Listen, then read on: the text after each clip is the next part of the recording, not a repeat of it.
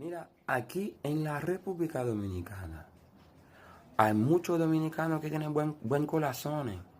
Muchísimo que tienen buen corazón. Pero hay que son racistas, de verdad. De verdad, que son racistas. Pero mira, a nosotros haitianos, maltrato que está dando a nosotros aquí. Dime qué problema que haya un dominicano en Haití. No. Los haitianos les gusta ver extranjeros en su país. Tú sabes, los bandidos no son igual. Tú sabes, los bandidos hacen la cosa como ellos quieren. Pero si yo hace algo mal en Haití, ¿a dónde yo tengo que venir escondido? Ante mi vecino. Pero igual, si dominicano hizo una cosa mal aquí, tiene que ir escondido a Haití, porque Haití son vecinos, son hermanos.